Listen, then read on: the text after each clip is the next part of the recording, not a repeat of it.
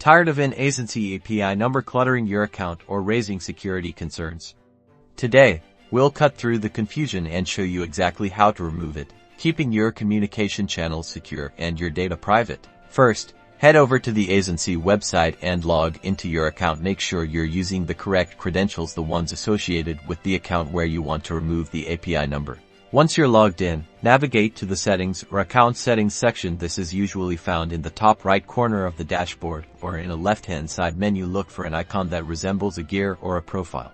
Within the settings, locate the section labeled API Numbers or Integrations. This is where all your connected API numbers are listed. Click on it to view the details. You'll see a list of your active API numbers. Find the specific number you want to remove. Next to that number, you should see a Remove or Delete button, or an icon.